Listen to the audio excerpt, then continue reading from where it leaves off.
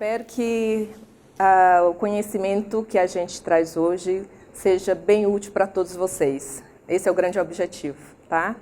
Bom, gente, eu trabalho com transtorno de humor, é meu tema principal de pesquisa e de estudo, tá? Sobre transtorno de humor de uma forma geral, que engloba depressão e transtorno afetivo bipolar. Bom, eu sempre começo as minhas aulas falando de saúde mental. Porque para eu falar que você tem alguma doença psiquiátrica, eu tenho que dizer a partir de um ponto. Então, se eu estou dizendo que você tem um quadro depressivo, você tem que entender o que não é, vamos dizer assim, uma doença, o que na verdade é o equilíbrio.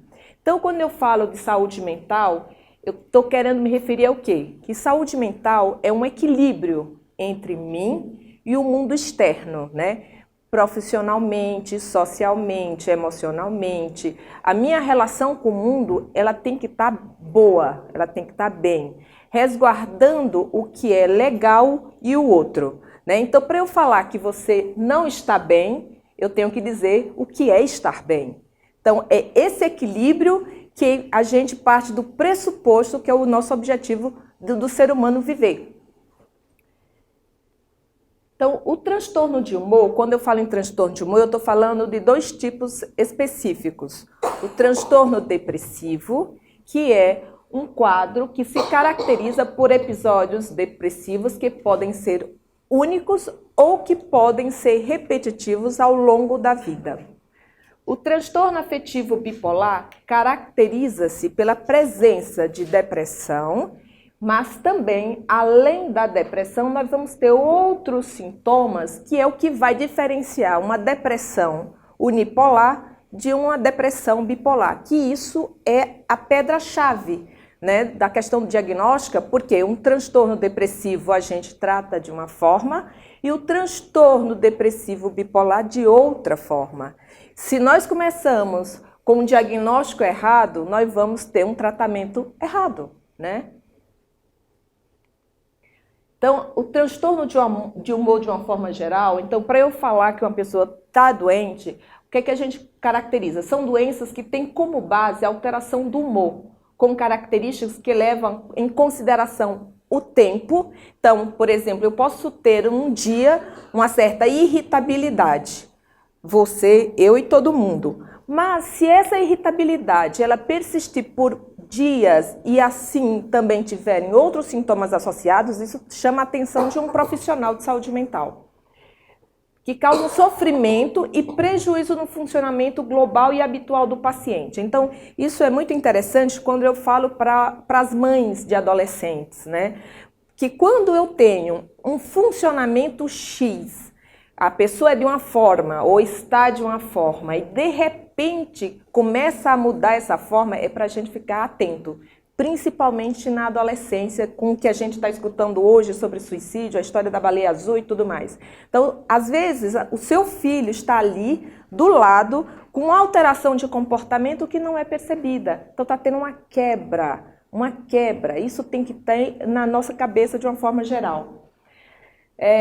O crescente interesse em relação a estes transtornos nos últimos anos pode ser compreendido pelo acúmulo de evidências científicas, que indicam ser condições médicas mais frequentes do que se achava anteriormente, e com consequências graves e complexas, né? Na verdade, gente, transtorno de humor é estudado, é falado há séculos, desde o século V a.C. Muitas coisas que hoje nós sabemos, que nós estudamos, já era dito lá atrás. Então, nada é novo. O homem tem todas essas alterações desde que o homem é homem, né? O que está acontecendo hoje, nós temos um aumento realmente de tudo isso, por vários motivos, mas o transtorno depressivo, o transtorno afetivo bipolar sempre existiu. Não é uma novidade, né? O que tem de muitas novidades está relacionado com o tratamento, como que a gente diagnostica, como é que a gente orienta no tratamento de uma forma geral. E muitas coisas são novas, mas a base da doença, ela existe há séculos. Então, apesar desses crescentes avanços no diagnóstico e no conhecimento desses transtornos, o mecanismo fisiológico ainda não foi completamente desvendado. Se você me perguntar, doutora Aline, o que é que realmente está levando a um transtorno de humor? Nós sabemos um monte de coisa, mas a base fisiológica mesmo, de onde é, a gente não sabe. Então, por exemplo, algumas coisas a gente já sabe. Nós temos mais de 100 bilhões de neurônios. O nosso cérebro, eu brinco, é a casa da nossa alma. Essa casa ela tem que estar arrumada. Nós temos neurônios que têm um funcionamento básico. É igual ao pâncreas. O pâncreas, ele produz insulina, certo? A insulina tem que ter aquela dose, tem que ser daquele jeito para funcionar, para nós não termos, por exemplo, diabetes. Se uma pessoa não produz a insulina de forma adequada, nós vamos ter uma doença. O cérebro também funciona da mesma forma, só que a expressão da alteração da doença do cérebro como órgão é o comportamento. Então, a pessoa que infarta, ela tem dor no peito. Ninguém vai questionar isso. Mas uma pessoa que está com alteração do cérebro, essa alteração é comportamental. É como a pessoa vai se expressar no dia a dia, as relações dela com a vida de uma forma geral. E como é que isso acontece? Então, assim, nós temos um neurônio que se comunica com outro neurônio. Essa intercomunicabilidade, ela é fundamental. Tem que ter essa comunicação, porque é através dessa comunicação que nós vamos ter a nossa função básica. Eu brinco que o comando do corpo humano é o do cérebro. Quem comanda tudo é o cérebro. Tanto que uma pessoa que tem morte cerebral, o que é a morte cerebral? Todos os neurônios estão mortos. Mortos. Não tem mais função, não tem mais comando. E se nós temos uma alteração básica aqui nessa funcionabilidade também, aí vem as alterações comportamentais. E isso é fundamental. Então, como é que isso se dá? Eu tenho aqui um neurônio que vai se comunicar com outro neurônio desse lado. Aqui, a gente chama de sinapse. Então, é um espaço de um neurônio para o outro neurônio, onde vai ter uma comunicação.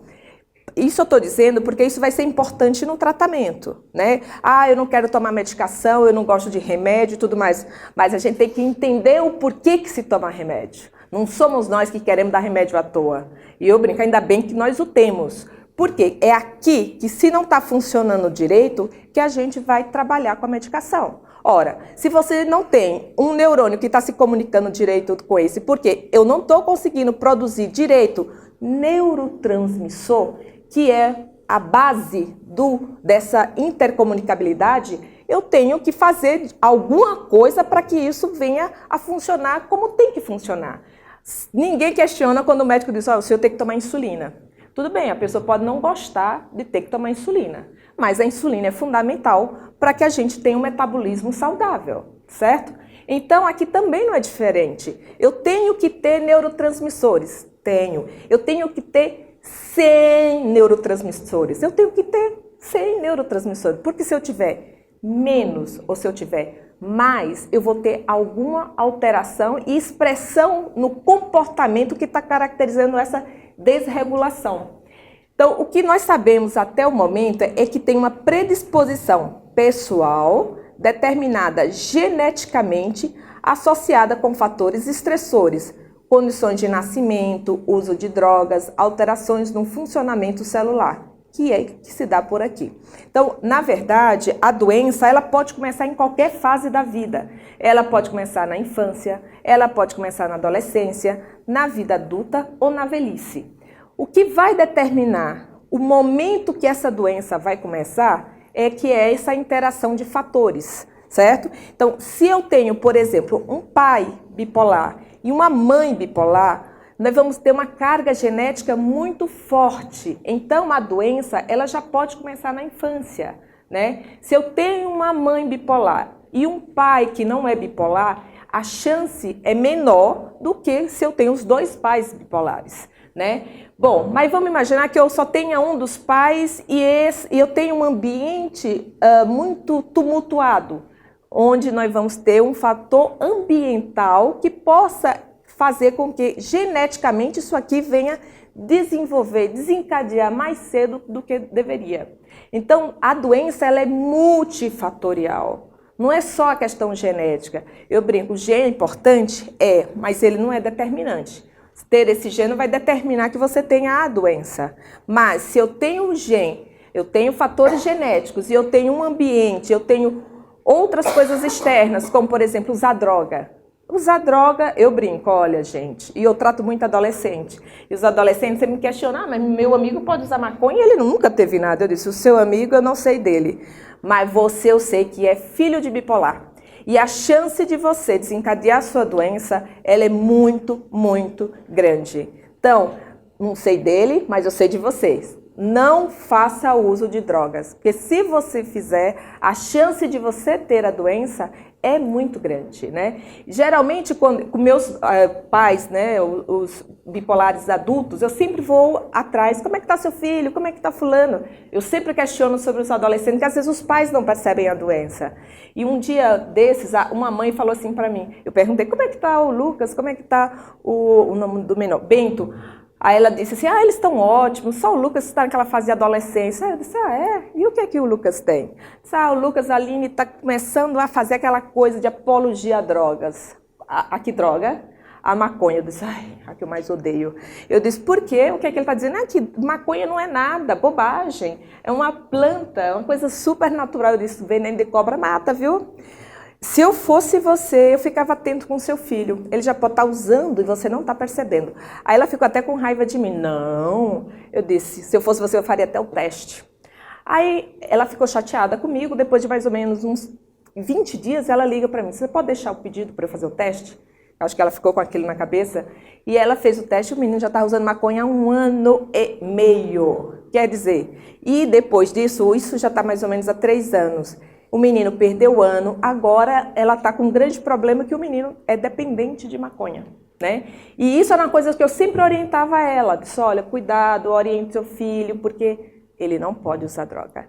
Por quê? O fator ambiental, ele tem muito peso e as drogas, muito, muito peso no desencadear da doença. E quando eu falo de droga, eu não estou falando só de droga ilícita, não. Por exemplo, para nós que trabalhamos, pesquisamos, o nosso grande problema são as drogas lícitas, como, por exemplo, antidepressivo.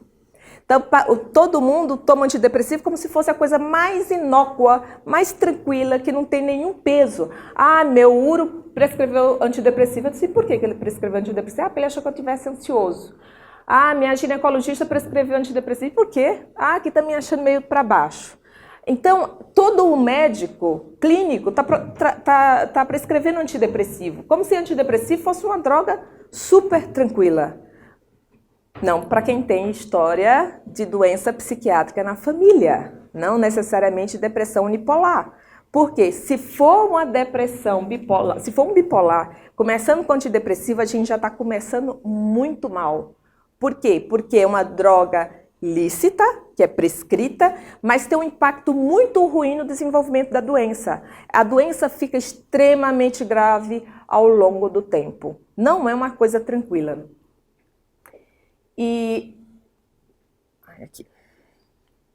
Bom, agora vamos falar um pouco da depressão. Segundo a OMS, atualmente mais de 400 milhões de pessoas hoje têm depressão. É muita gente. E aí eu ainda brinco, isso quem pode ser diagnosticado, né? Porque tem um monte de outras pessoas que também têm a depressão e não está diagnosticada. Por quê? Porque as pessoas têm dificuldade de enxergar o que é depressão. Porque para a maioria das pessoas, depressão é tristeza. Se eu fosse perguntar para vocês, o que vocês acham, qual é o maior sintoma de depressão? Vocês vão me dizer, tristeza. E tristeza faz parte do humor, que é um dos critérios de depressão. Se eu disser para vocês que existe depressão sem tristeza, e não é pouca, tem depressão com ansiedade, tem depressão com irritabilidade, tem depressão com apatia, não necessariamente com tristeza. Né? Então, muitas pessoas que dizem, eu estou cansada, acho que eu estou trabalhando demais, vai buscar um monte de justificativa externa. mas não está percebendo que ali tem uma alteração do humor. Outras que são muito comuns, que começa a ir procurar muito outros médicos, né, clínicos, de uma forma geral. Começa a ter dores gástricas de repetição, começa a ter dores neuromusculares de repetição, dores que não passam com nada. Eu tenho amigos clínicos, né, que eles sempre me encaminham pacientes psiquiátricos, e eles, um dia desse, eles me mandaram uma paciente que não melhorava por nada desse mundo a dor dela. Aí ele disse, Aline, eu acho que ela tem um quadro que eu não estou conseguindo ver, dá para você dar uma olhada? Aí eu avaliei a paciente, essa paciente, na verdade, é bipolar, com depressão, e ela não vai melhorar nunca a dor, porque a doença de base, o que leva à dor, não está sendo tratada, né? E aí eu brinquei com eles, eu disse, olha, é melhor vocês pararem e estudar um pouco o que é depressão, o que é bipolar, porque primeiro, vocês me encaminham um paciente de vocês vão perder o paciente, porque eles não vão ter mais dores, e eu vou tratar a dor dele com a psiquiatria. Olha que coisa interessante, porque a dor dele, ela é real física, mas a causa é cerebral, é psiquiátrico o negócio. Então, os clínicos, os próprios médicos clínicos, tem que estar atento a isso, porque doenças clínicas são grandes expressões da depressão, como dores inflamatórias intestinais, retocolite ulcerativa, doença de Crohn, intestino irritável, as dores, enxaqueca, é muito como aquelas pessoas que dizem, eu tenho enxaqueca há 15 anos que não passa com nada. Não. Coisas que não passa com nada, alguma coisa tem. Ou seja, para mim, não é uma coisa refratária, talvez o diagnóstico não tenha sido dado. Porque se um paciente vai num pronto-socorro com dor no peito, e o sendo infarto, e a dor no peito, na verdade, ele foi dita que era pneumonia, a chance dele morrer é grande. O diagnóstico foi errado. Então, o diagnóstico é fundamental para que o tratamento seja o ideal e o melhor. É a principal doença e motivo de inaptidão entre os adolescentes. Então, na verdade, a gente escuta muito, meu filho é preguiçoso, meu filho não quer nada. Eu atendi uma adolescente essa semana que a mãe disse, doutora Aline, olha, eu não sei com que ela puxou. Porque eu nunca fui assim, o pai disse que nunca foi assim, mas ela não quer nada com nada. Eu disse, por que você trouxe ela para mim? Já que, né, você acha que é coisa comportamental. Eu disse, porque uma professora lá na escola disse, você não acha bom levar sua filha no médico, talvez para fazer uma avaliação? Quer dizer, não foi nem a mãe nem o pai, foi alguém da escola que pediu. E a filha dela estava com depressão moderada para grave, já tinha pensamentos de morte, e a mãe não percebia. Os custos diretos da depressão foram estimados em 2010, 800 bilhões de dólares. Gente, isso nos Estados Unidos. É muito custo, é muito custosa essa doença. Porque a doença ela tem um custo que a gente chama direto, que é com você em relação à sua vida, né, o sofrimento em si e sua vida profissional, sua vida afetiva, sua vida social, financeira, porque você está com o seu potencial diminuído. Você não consegue fazer as coisas como a maioria das pessoas consegue. E isso causa frustração. Puxa, fulano é melhor do que eu, cicrano é melhor do que eu, beltrano é melhor do que eu e eu não consigo ser igual. Não, você tem alguma coisa que está lhe limitando sua potência. Eu até brinco, não é que você não... Imagina uma corrida. Não é que você não vai chegar no final, você chega. Mas você chega 2 horas depois que o primeiro chegou lá. E aí, para quem está indo, aí eu digo, é como se você tivesse algo na sua perna que está te limitando. Qualquer pessoa que vai numa corrida e está com o pé doendo vai limitar. Isso é fácil ver, mas psiquiatricamente as pessoas não enxergam. Né? Então a sua capacidade, a sua potência está aquém e ela não é vista. Aí vem o quê? Não, é porque eu sou péssima. Aí vem a autoestima. Não, fulano é melhor do que eu. Outro não, eu não presto para nada. Então começa a mexer com o seu psicológico, mas que é consequência de alguma coisa psiquiátrica, né? Só voltando aqui um pouco na adolescência, que agora está falando muito dessa questão agora da baleia azul e tudo mais. Aí eu falei com a mãe, eu disse, isso para nós não é novidade, gente. Porque suicídio, nessa faixa etária, é a segunda maior causa. Só perde para traumas, doenças traumáticas, acidente de carro e tudo mais. Mas a segunda causa de morte nessa faixa etária é suicídio. Suicídio é o tempo todo. Como as coisas vêm mais para nós da psiquiatria, fulano se jogou, um menino, eu atendi um menininho de 8 anos de idade, há 2 semanas atrás, que tentou se matar. E ele virou para mim e disse, tia, eu não quero mais viver, porque é ruim esse mundo. 8 anos de idade. Aí vocês me perguntam, o que é que uma criança de 8 anos de idade sabe da vida? Nada. Mas ela não quer mais estar nela. E ele pediu, diga para os meus pais que eu não quero ficar aqui. E ele só não se suicidou porque a empregada viu na hora e conseguiu segurar ele pelas pernas. 8 anos de idade. Dos adolescentes eu nem falo, que é o tempo todo no consultório. Adolescentes com pensamentos suicidas e com tentativa de suicídio. Essa semana eu internei 2 com tentativa de suicídio. Né, com quadros de doença psiquiátrica que não está sendo percebida. Agora, talvez com essa história da baleia azul, os pais estão um pouco mais temerosos, estão mais, o que será? Todo mundo pergunta para a gente, o que é que a gente vê? Prestem atenção no filho de vocês. Criança em quarto o tempo todo, criança calada, quieta demais, que não interage. Gente, questiona. Vão atrás de um profissional que possa ajudar vocês, já que vocês não estão se sentindo preparados para tentar avaliar isso. Mas isso não é novo, isso já vem há muito tempo. Atinge cerca de 18% da população. É uma das doenças mais prevalentes, mais comuns entre todas as doenças do corpo humano. Né? Então, as doenças do corpo humano, para chegar a 18%, é altíssima. Imagina, 18% da população mundial. É muita gente, né?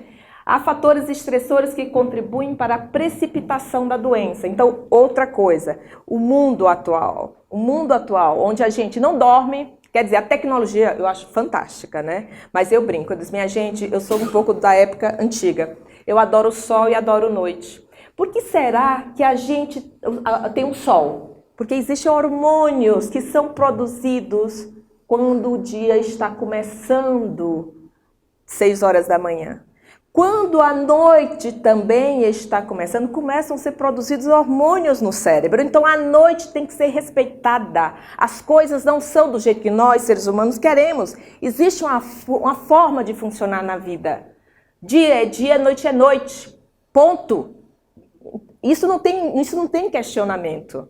Né? E nós, seres humanos, com a tecnologia, os adolescentes, que está na formação do cérebro, na produção de novos neurônios, que só se fecha com 23 anos, então os adolescentes indo dormir 2, 3, se dormem, porque muitos vão dormir 5 horas da manhã e ficam dormindo durante o dia. Pelo amor de Deus, como é que um pai permite isso? É fácil ter um filho. Né? Então assim, depois não sabemos por que as coisas acontecem, porque nós não estamos de acordo com o que é natural, que é fisiológico, né? Então a doença se precipita muito nessa faixa etária, porque a tecnologia, tanto que tem um estudo em Harvard falando da claridade dos iPad, iPhone, aí tudo mais, né? Quer dizer, na madrugada tudo estimula. Por isso que o olho, quando a gente está saindo na claridade, a gente saindo do escuro, ele fecha. Miose, midríase, são alterações dos olhos por conta da luz.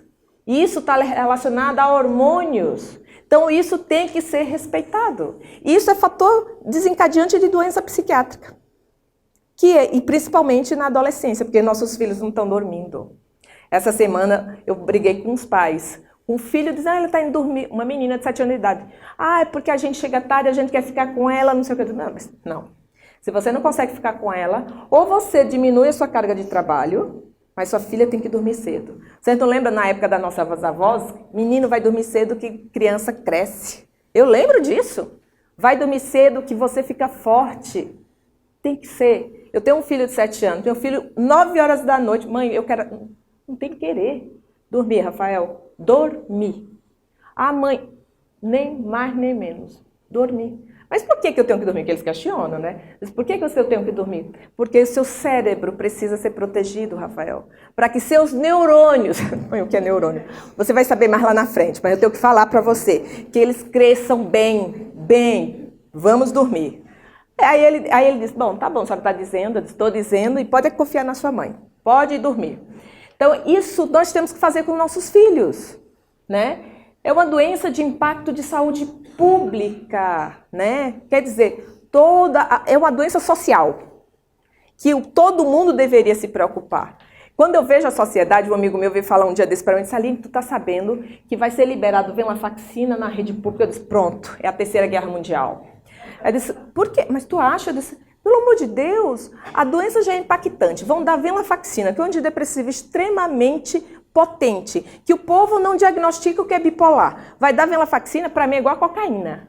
Vamos ter a Terceira Guerra Mundial. Por quê? Quando eu vejo o povo brigando na rua, eu digo, ai meu Deus, qual será o diagnóstico ali? Eu acho que deve ser, ele ou deve ter usado cocaína, ou ele está usando crack, ou ele é um bipolar sem tratamento.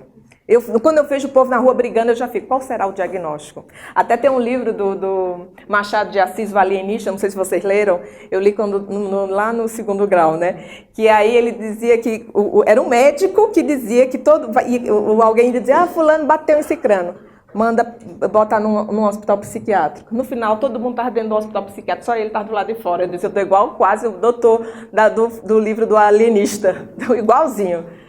Então, mas é porque a gente vê coisa que os outros não veem. O risco de suicídio é altíssimo, 20 a 30 vezes maior que na população geral. Então, é uma doença que temos que ter qual é a nossa consequência? Pior. Então, um médico cardiologista perde seu paciente uma parada cardíaca, a gente perde com suicídio. Então, é uma emergência para nós, né? Na minha prática, que já está há algum tempo, eu perdi pouco, na verdade, né? Para a prevalência do que eu atendo, eu perdi pouco. Eu perdi 5 pacientes, né? E os que eu perdi por suicídio, porque os familiares não acreditaram em mim. Eles achavam que eu estava exagerando.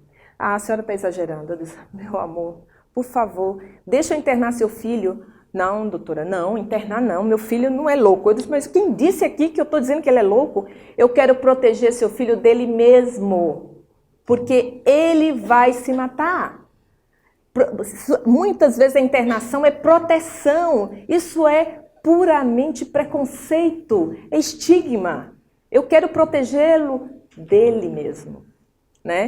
E as pessoas não entendem isso. Por quê? Porque quando a gente indica ou qualquer coisa, vem primeiro o preconceito, que é uma pena. Como eu digo, preconceito é a falta de conhecimento. Conhecimento é tudo, gente. É tudo.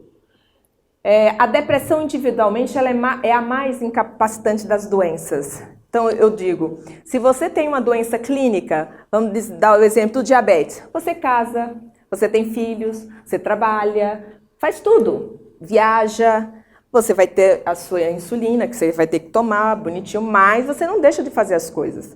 Tem que evitar comer açúcar, vai lidar com as limitações da doença, mas você vai fazer todas as outras coisas. Se você tiver uma doença psiquiátrica, isso tudo não faz. E aí ninguém entende por que uma pessoa se suicida.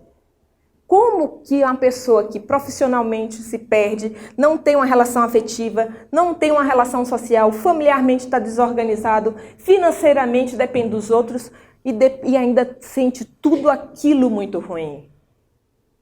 Não tem como se suicidar? Porque não tem mais vida. É totalmente compreensível para quem entende da doença e para quem sente a doença. Por isso que nós temos que tratar. E é o que eu digo para meus pacientes. Uma vez uma paciente que tentou se suicidar e ela não se suicidou, e aí foi aí que eu comecei a tratá-la, ela virava para mim que ela ficou internada 3 meses lá no Hospital das Clínicas, e ela disse assim para mim, você não tem o direito de me impedir de morrer. Eu disse, olha, vamos fazer o seguinte, eu vou fazer uma aposta com você. Porque ela estava com várias tentativas de suicídio. Eu disse, para mim, uma pessoa que quer se suicidar é doença, porque o ser humano ele quer vida. Então, vamos fazer o seguinte, se no dia que você ficar boa, para o meu critério médico, e você quiser se suicidar, eu vou achar que é uma questão filosófica. Eu vou lhe ajudar a se matar. Eu vou lhe dizer como é que se mata fácil. Mas, primeiro, eu tenho que lhe tratar. Aí a gente conversa depois. Aí ela foi no tratamento, fizemos o que tinha que ser feito. Depois de 2 meses que ela ficou internada, aí ela ficou ótima. Aí ela disse assim, aí eu disse, e aí, fulano, pensando em se matar ainda? Você está brincando, doutora Aline? Eu disse, não, eu só estou querendo que você lembre o que você me falou lá atrás.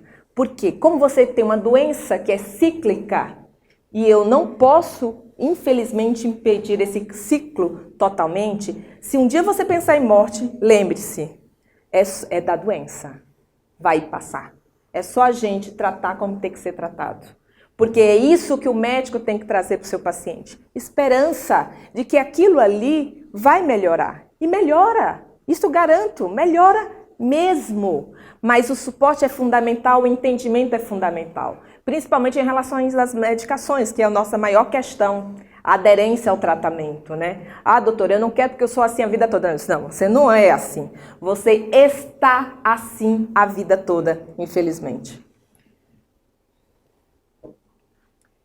E o transtorno afetivo bipolar é uma doença crônica, cíclica e que se apresenta em fases.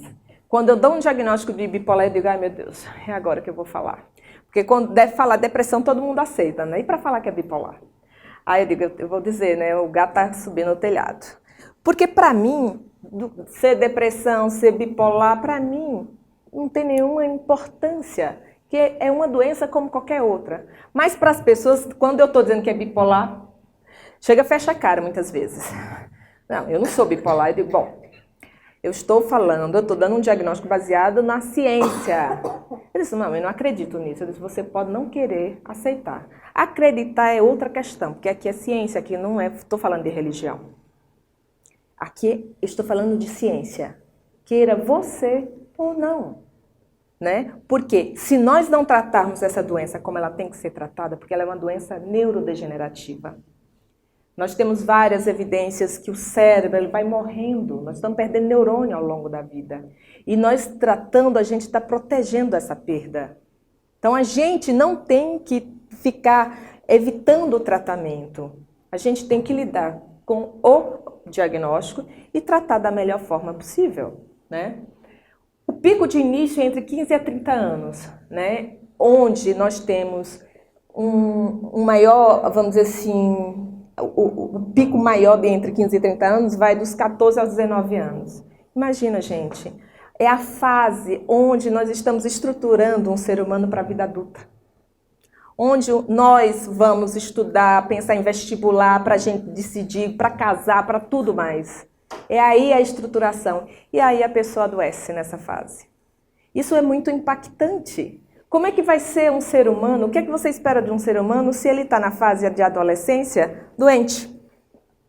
Ele pode ter potência, mas ele está incapacitado para isso. Para desenvolver, para ele ser o que ele pode ser. Eu sempre digo, a gente tem que buscar o que a gente pode ser. A gente só está de uma forma. Então, nessa faixa etária é muito importante que a gente diagnostique para que a gente tenha um futuro diferente. Isso é possível, totalmente possível. Eu peguei já meninos de 12, 13 anos super graves, com tentativa de suicídio, que hoje estão na faculdade. Puxa, isso é fantástico, é fabuloso, entendeu? Isso é possível. Mas a gente tem que diagnosticar e a gente tem que olhar para os nossos adolescentes. Porque é aí onde a doença se torna mais grave. Bem grave. Demora em torno de 13 anos para um diagnóstico correto. Isso é Brasil, isso é Estados Unidos, isso é Canadá, isso é Europa, todo o país, não é Brasil. Nossa medicina é muito boa. Olha, o paciente passa em média em 6 psiquiatras até chegar em mim, especialista. Nesses 6 psiquiatras, cada um deu um diagnóstico diferente, porque bipolar é uma doença muito eclética. Tem hora que o paciente tem transtorno depressivo, tem momento que ele pode ter um transtorno de pânico, daqui a pouco ele pode ter bulimia, daqui a pouco ele pode querer abusar de álcool ou qualquer outra droga, daqui a pouco começa a ter enxaqueca. É uma doença eclética, usa várias roupas, mas a doença é uma só, porque o corpo é um só. E isso é outra coisa que nós temos que estar atentos. Né, no diagnóstico. Então, como é que se demora 13 anos? Em 13 anos a doença está tomando o cérebro. E quando chega na gente, que eu digo, se fosse pelo menos não diagnosticado, o pior é chegar sem diagnóstico e maltratado. Que é destratar a doença, porque a maioria chega para a gente com o quê? Antidepressivo. Porque as comorbidades com bipolar, a maioria se trata com antidepressivo. E o antidepressivo piora a doença bipolar, se não tiver estabilizador. Então, ficar atento aos sintomas, e os psiquiatras, de uma forma geral, têm que estar atento para que o diagnóstico seja logo feito e instituída a medicação adequada. É uma doença que acarreta prejuízos psicossociais muito grandes, como eu falei, se casa menos, perde mais empregos, é uma doença que faz perder. Eu sempre brinco lá com os estudantes, lá no HC, transtorno afetivo bipolar é igual a perder. Perder. Perder potência. Perder. E aí, o final de tantas perdas, o ser humano não aguenta. Por isso que 20% dos bipolares se matam. 20%. O tratamento é para uma vida toda, né? Então, assim, muitos pacientes perguntam, mas eu vou tratar 1 ano, vou tratar 2 anos? Eu disse, a gente vai tratar 1 ano só para adequar a doença, só para estabilizar. Que a doença, ela tem muito tempo ainda pela frente. É uma doença crônica, como é uma doença, como é diabetes, como é pressão alta, como é ou hipotiroidismo. É uma doença crônica, mas é uma doença tratável. É uma doença sistêmica. Eu digo que a doença começa no cérebro. Ela começa no cérebro. Mas o cérebro é o comando. Se esse comando falha, nós vamos ter falhas em outras regiões do corpo humano. Então, um bipolar, ele infarta mais, um bipolar tem mais pressão alta, um bipolar tem mais diabetes, um bipolar tem mais enxaqueca, um bipolar tem mais hipotiroidismo, um bipolar tem mais hipertiroidismo, mais do que qualquer outra pessoa. Porque o comando está falhando. Se o comando falha, outras áreas do corpo vão falhar, né? Então, é uma doença que só começa no cérebro, mas ela pega várias partes do corpo. Alto índice de doenças comórbidas, que são essas que eu acabei de falar, e alto índice de suicídio. 70% dos bipolares pensam em morte uma vez na vida. 50% dos bipolares tentam suicídio uma vez na vida. E 20% dos bipolares se matam. Isso é absurdo. Absurdo. E muitos desses que se matam, eles estão maltratados. São pacientes já diagnosticados, tratando com antidepressivos, porque a doença acaba ficando mais grave, porque ela começa a ter alterações que a gente chama mistas, que a doença fica mais resistente aos estabilizadores. A prevalência ao longo da vida varia de 3% a 8%. Né? Então, assim, tem estudos variados. Agora, com os novos critérios que mudaram, os novos critérios diagnósticos, acho que a gente vai ter muito mais diagnóstico do que tínhamos antes. Né? A idade de início, maior risco, 10 a 30 anos, o pico entre 15 a 19 anos. O bipolar tipo 2, que ele é o mais leve, começa mais cedo ainda, bem mais cedo. Até na infância já tem sintomatologia. O gênero, mesmo índice entre homens e mulheres, os bipolares tipo 2 e os estados mistos, nós temos mais em mulheres do que em homens. 22 a 31% solteiros e 2 a 8% viúvos. Então, a idade de início dos sintomas. Por isso que a gente fala do impacto. Olha aqui o pico, 15 a 30 anos. Olha isso aqui. Que é um período de extrema importância na vida de um ser humano. É como se fosse a estruturação de uma casa. Nós estamos fazendo o alicerce dessa casa. Se essa casa não estiver estruturada, vocês acham que ela vai aguentar um vendaval fácil? Não, né? Comorbidades. A bipolaridade é uma doença que traz outras doenças. Né? Por isso que o diagnóstico fica mais difícil, inclusive. Porque eu brinco que a doença ela fica querendo ficar escondida, né? Para não ser vista, não ser diagnosticada. Então, nós temos transtorno por uso de substância. 56% dos bipolares usam algum tipo de substância química. Lícita a ilícitas, né? Por exemplo, nicotina, álcool, maconha, cocaína, crack, mas uso de outras substâncias de medicações, que são analgésicos, anti-inflamatórios. Então, mas de substâncias só ilícitas, 56%. Então, quando eu vejo algum filho, alguém do familiar, porque quando a gente faz o diagnóstico, inclusive, porque quando eu vou questionar um monte de sintomas, eu pergunto, como é a sua família? Tem histórico familiar de dependência química? Ah, meu avô era alcoólatra. Ah, meu tio-avô era alcoólatra. Eu vou lá atrás, na história, quem tinha, porque antigamente as pessoas, como não procuravam tratamento, o álcool, ele é tratamento, porque ele alivia sintomas. A pessoa está com angústia, se ela bebe, ela alivia aquela angústia bebendo, usando maconha. Por isso que os adolescentes estão usando, porque eles escolhem a medicação que eles conhecem. As nossas medicações eles não conhecem. Tanto que eu brinco com eles, vamos trocar sua maconha pela minha? Vamos? Eles, será que a sua presta, doutora Aline? Eu disse, bom, vamos tentar, né? A sua droga te traz consequência ruim, a minha não. A minha é prescrita e ela vai te trazer consequências legais. Aí ele fica na dúvida, diz, experimenta, vamos experimentar? Depois você me diz. Por quê? Que quando eu trato o paciente, ele estabiliza, ele diminui a vontade de usar droga. Isso é fantástico. Um paciente bipolar bem tratado, ele consegue deixar o álcool, ele consegue deixar o crack. Eu tenho pacientes no meu consultório que estão 10 anos sem usar crack, bipolares. Porque eu estabilizando a doença, ele não tem mais vontade de usar. Ele só faz o uso porque a doença está em atividade. E a droga faz ele ficar ou tranquilo ou energético, vai depender do polo da doença. Transtorno de ansiedade, que é extremamente comum, que é o mais comum das comorbidades. TEPT, que é o transtorno de estresse pós-traumático, olha só, 39%, fobias, 47%, transtorno de pânico, 11%, toque, 10%. Pânico, por exemplo, pânico se trata com antidepressivo, mas 33% dos bipolares abrem um quadro de bipolaridade com pânico. Imagina, tendo pânico usando antidepressivo, que já vão começar a doença tratando errado. Transtorno de déficit de atenção e hiperatividade. Quantas crianças começam, meu filho tem TDAH.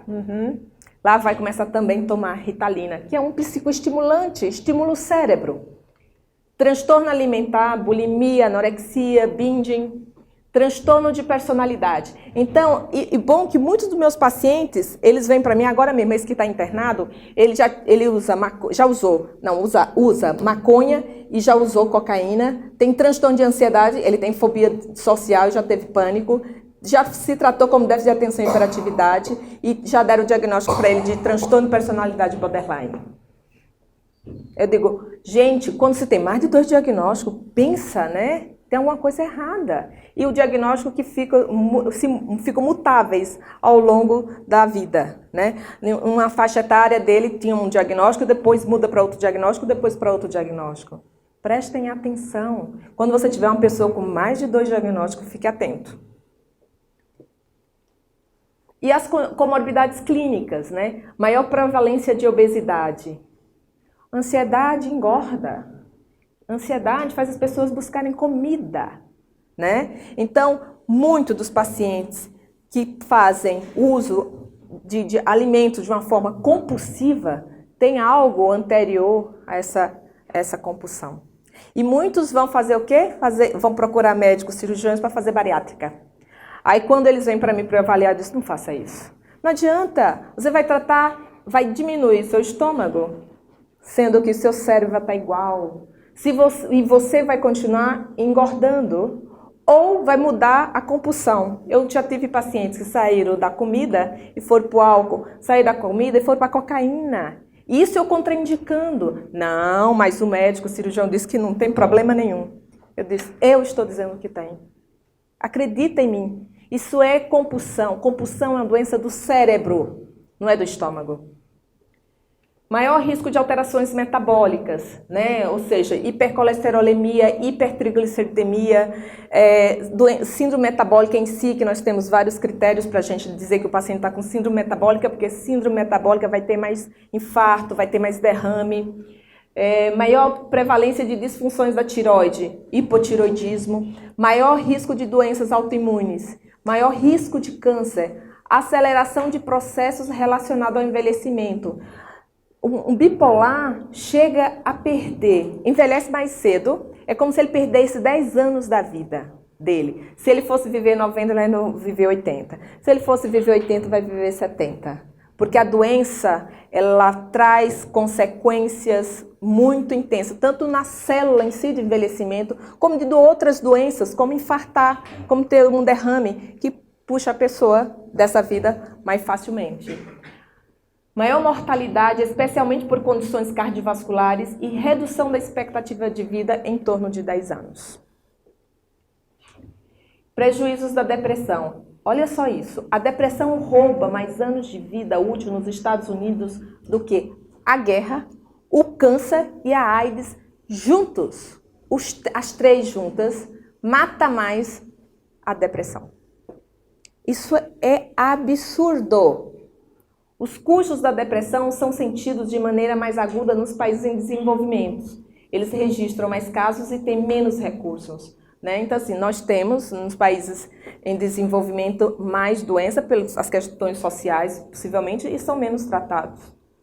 É uma epidemia silenciosa, está sendo cada vez mais diagnosticada, está em toda parte e deve aumentar em termos de proporção, enquanto as outras doenças vêm diminuindo.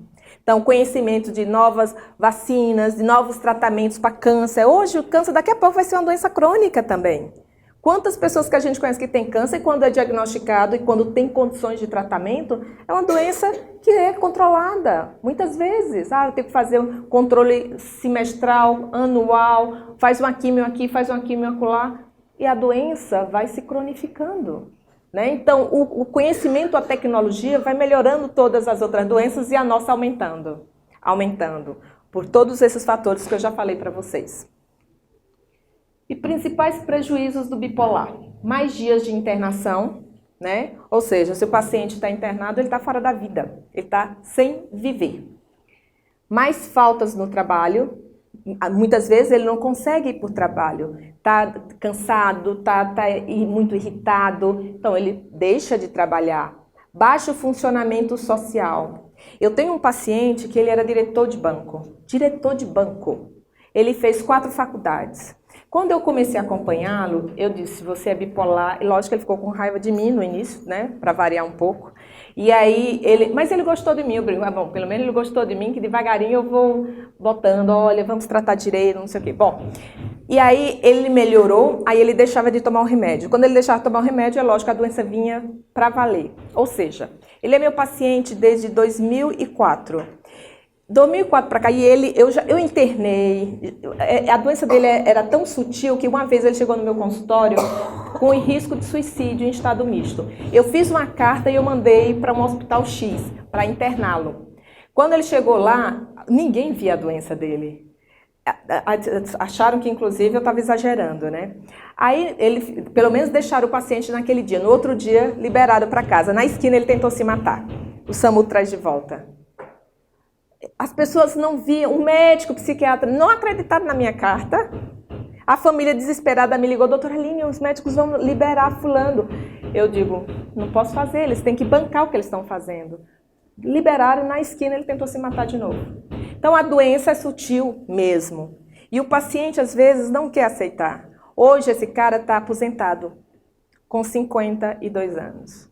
Ele não consegue mais trabalhar, com 4 faculdades, diretor de banco.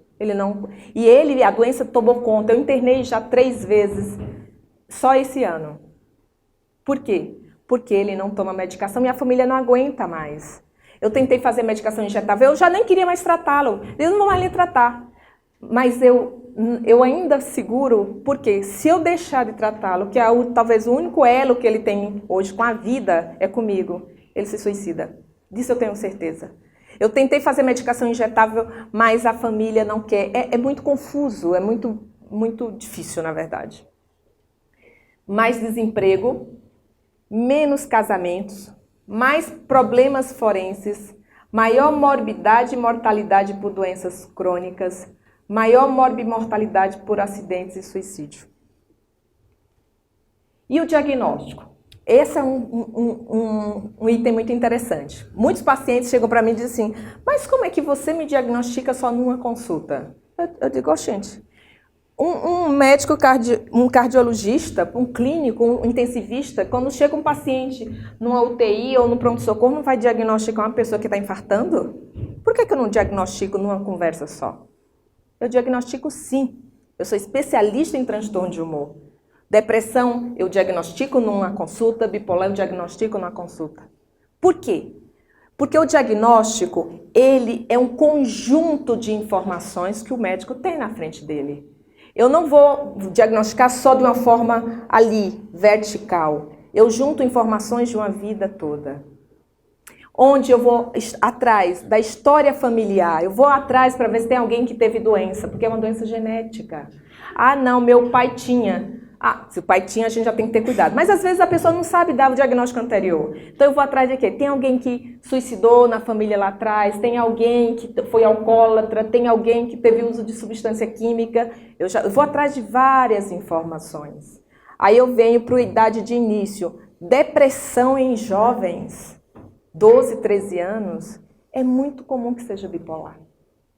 Muito comum. Então, eu vou pegando, é como se eu estivesse armando um quebra-cabeça. Sintomas e sinais atuais, o curso dos sintomas, resposta ao tratamento e se tem comorbidades associadas. Então, quando eu vejo um adolescente, eu vou atrás. Ah, não, lá na escola ele já teve um quadro tem dificuldade de se concentrar na escola. Déficit de atenção com hiperatividade. Ah, foi diagnosticado como déficit de atenção e hiperatividade. E assim sucessivamente. Ele é super ansioso antes da prova, ele fica se tremendo todo, doutora, como ele sofre. Então a gente vai juntando várias peças para a gente chegar no diagnóstico. E como é que essa doença se expressa, né? Como é que a bipolaridade se expressa? Dentro da linha do humor, que é uma linha que ela está aqui que é o normal, né? Se eu saio para baixo, eu deprimo. Se eu vou para cima, eu posso ter hipomania ou mania. E se eu vou para cima e para baixo ao mesmo tempo, a gente tem o que a gente chama de estado misto, que são a expressão mais grave da doença.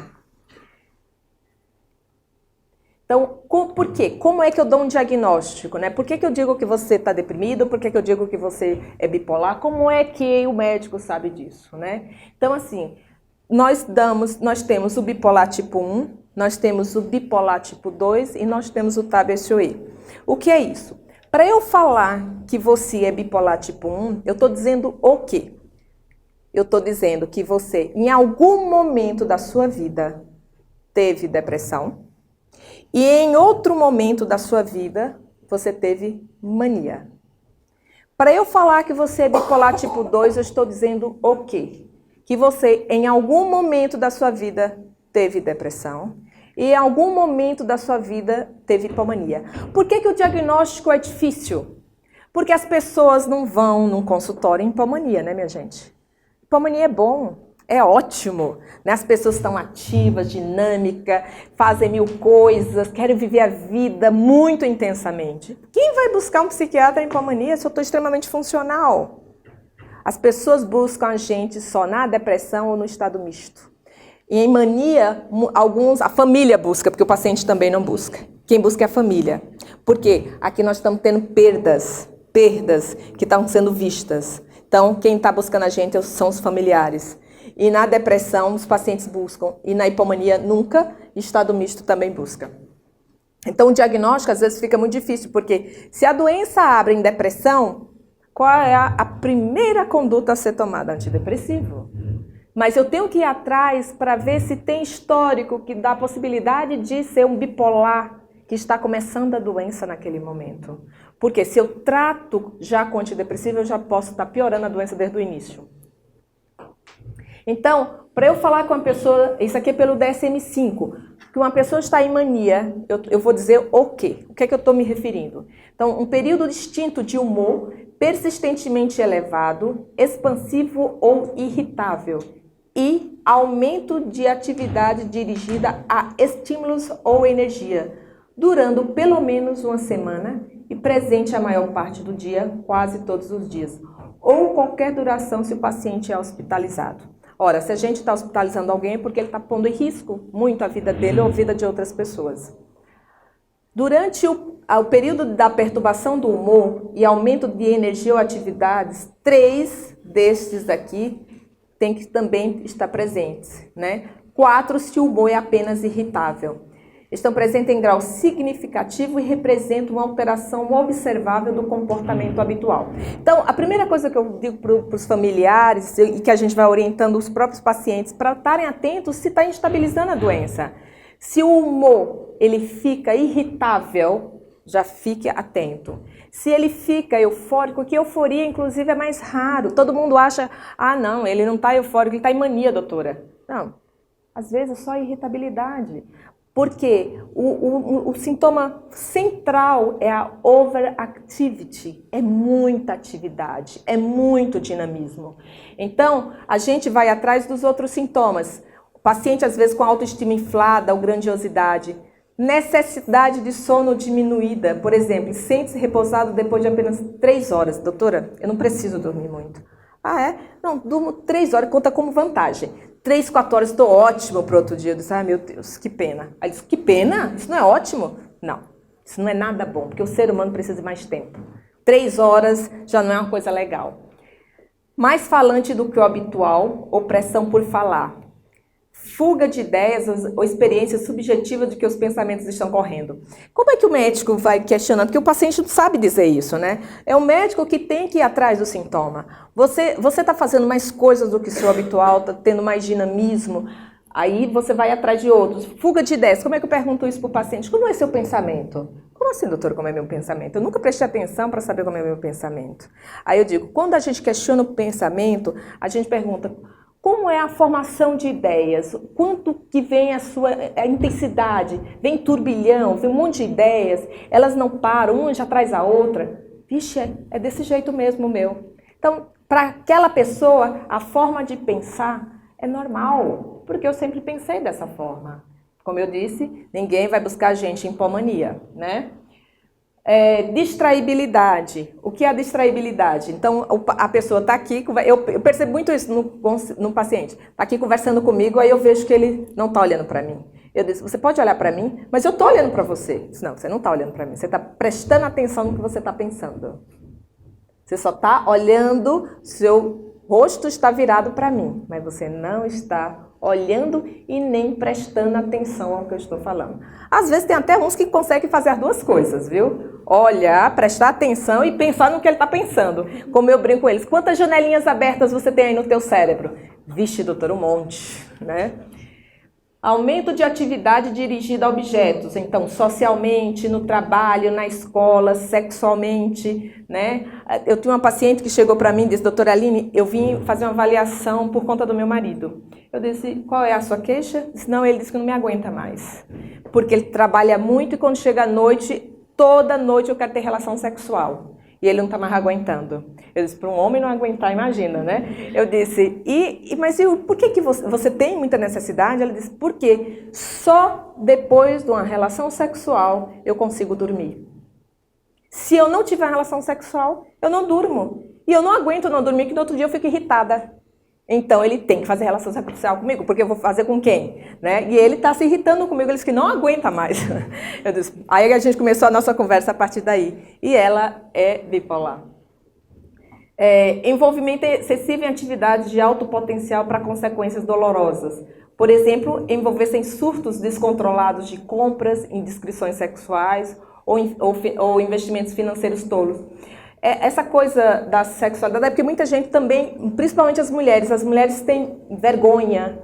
E os homens, quando é mulher, têm receio de contar coisas pra gente, né? Aí eu brinco com eles, olha, me veja como um parça. Esqueça que eu sou mulher. Eu sou um parceiro aqui. Pode falar qualquer coisa que eu vou escutar qualquer coisa. Porque muitos têm vergonha de falar, né, os sintomas. Na verdade, muitos acabam escondendo, primeiro com medo de você ser avaliado, né, ter um olhar crítico. E eu brinco, eu disse, olha, eu não sou juíza, eu sou médica. Eu estou aqui para ajudar você. E o episódio depressivo? né? No mínimo 5 dos seguintes sintomas estiverem presentes durante o mesmo período de 2 semanas e representam a alteração a partir do funcionamento anterior. Pelo menos um dos sintomas é o humor deprimido ou perda de interesse ou prazer. Olha só, gente, eu falei para vocês que depressão não é igual a tristeza. Você pode ter ou não um humor depressivo, tá? O humor deprimido, na maior parte do dia, quase todos os dias, é indicado por relato subjetivo, como sentir-se triste, ou observação feita por terceiros, chorar muito. Em crianças e adolescentes pode ser humor irritável. Então, os adolescentes, as crianças, às vezes não fala que está triste. Criança é irritabilidade, adolescente é irritabilidade, é muito mais comum. Perda de interesse na maioria das atividades, ou em todas, na maior parte do dia, quase todos os dias. Perda ou ganho significativo de peso sem estar em dieta. Por exemplo, mais de 5% do peso corporal em um mês.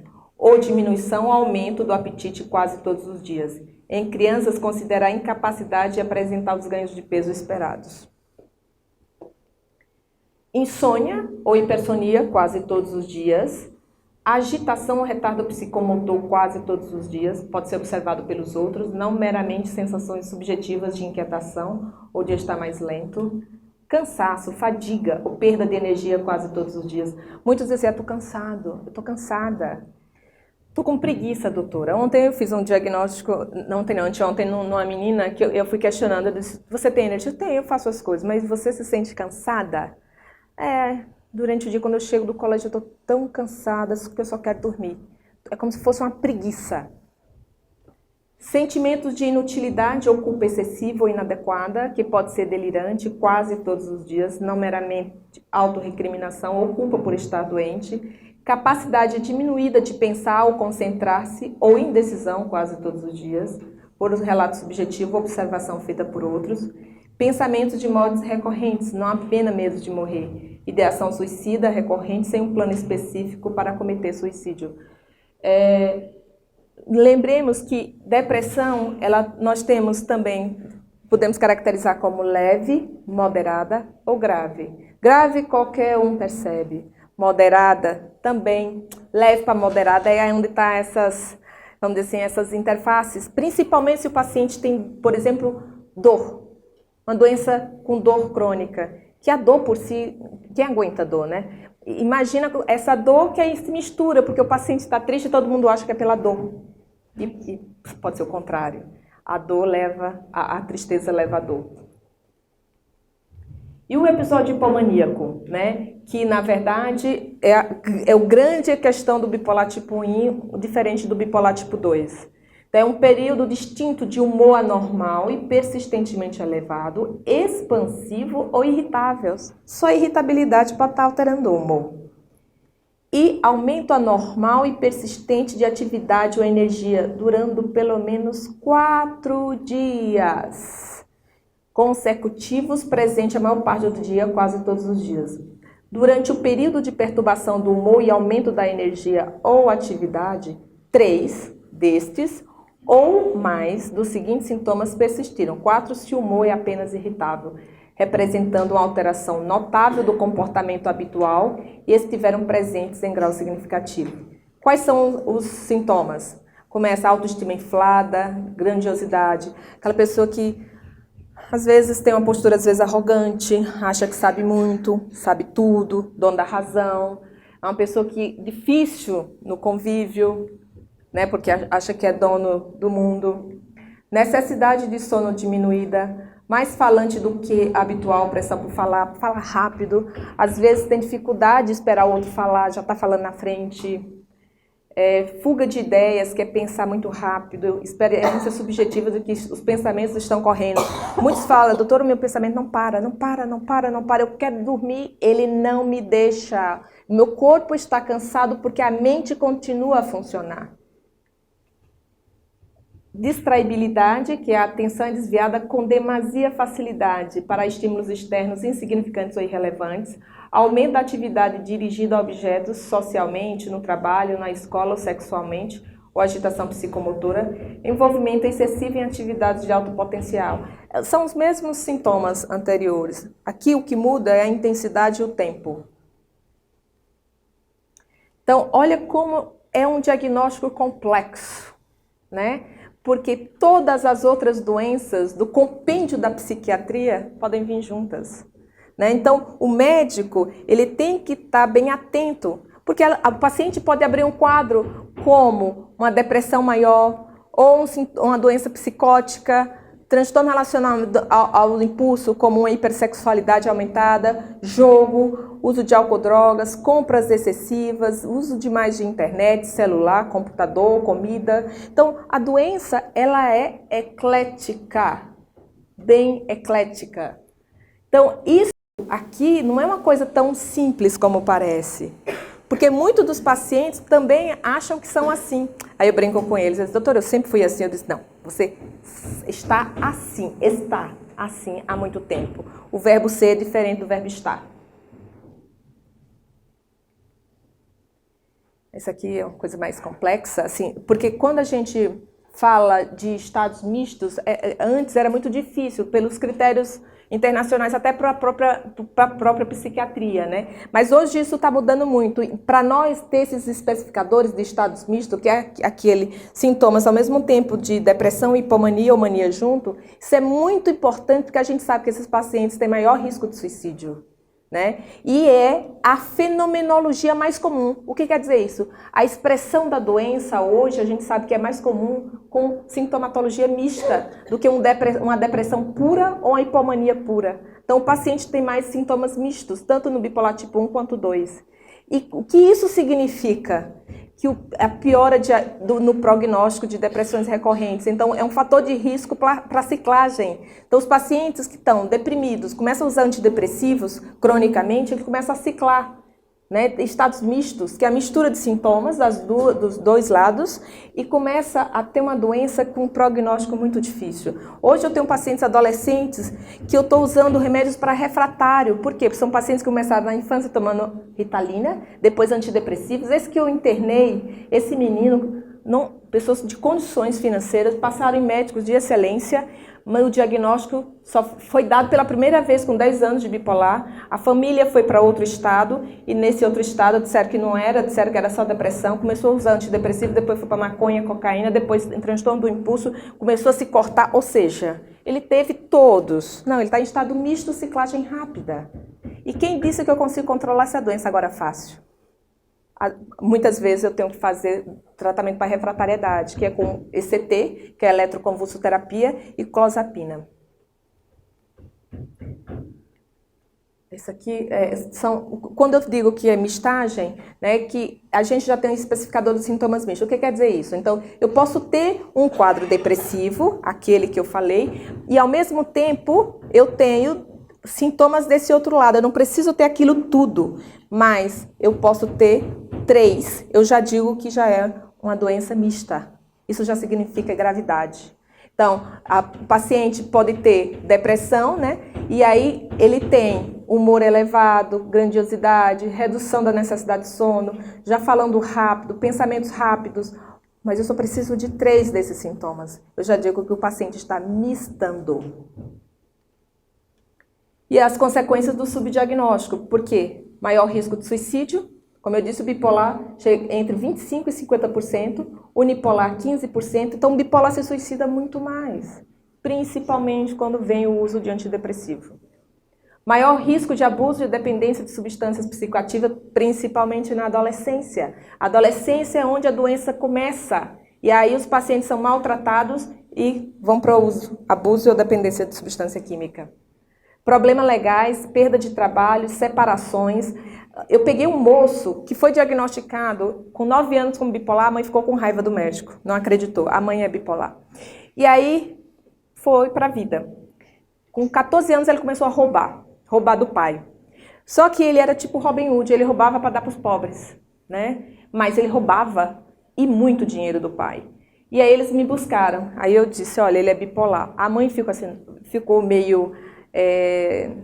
eu acho que ela ficou chateada, talvez questionando, mas quando eu disse para ela, eu disse, ele pode melhorar esse comportamento. Porque, na verdade, ela achava que talvez o filho dela tivesse um mau caráter. E eu comecei o tratamento. Ele parou de roubar. E aí, para não dizer que não era um remédio, eu dei medicação injetável, porque ele era rebelde demais. E aí, ele ficou 2 anos muito bem. Aí a família veio me questionar se eu poderia tirar injetável e passar para oral. Eu digo, eu acho que não é o momento, porque ele ainda não está maduro o suficiente. Se ele começar a roubar agora e ele for pego, ele vai ser preso. Ele já é maior daqui a pouco. Mas a gente pode tentar isso. Quem define isso são vocês, né? Não, a gente quer tentar, doutores. Tá bom. Tirei, fiz a troca. Depois de mais ou menos 4 meses, ele começa a não fazer uso direito da medicação. Ele volta a roubar. Aí eu internei esse menino, porque quando ele voltou para valer, porque ele já tinha 18 anos. Internei porque ele ficou em mania, e aí eu dei de novo um injetável para ele. E ele parou de roubar de novo, entendeu? Ou seja, olha o que uma doença faz no comportamento e olha o impacto que isso tem socialmente, gente. Uma coisa é um bipolar, que mora num lugar mais tranquilo, né, que tem estrutura social, familiar. Imagina um bipolar lá numa favela. Nós vamos ter um problema social muito grande. Muito grande. Isso tem um impacto muito grande nessas questões legais, né? Tem um trabalho nos Estados Unidos de um pessoal que fez numa população carcerária, 30% era bipolar. Porque são mais arrojados, né? Fazem coisas na certeza que não vão ser pegos. E tem uma capacidade boa de produzir, vamos dizer assim, situações a seu próprio favor, né? Pode obter resposta subótima, com um tratamento baseado em antidepressivos, maior risco de aceleração da ciclagem virada, que isso é pelo uso de antidepressivos, levando a estado de mania, indução de estados mistos. E isso aqui, quando a gente está em estado misto, até usando lítio, mas não, a gente não vai ter uma boa resposta. Menor resposta aos estabilizadores de humor. Como eu disse, a doença fica muito difícil de tratar. É um challenge, é desafiador para um psiquiatra tratar um paciente com essas características. E agora vem a dona Yara falando a segunda parte da aula, tá bom? Muito obrigada, gente.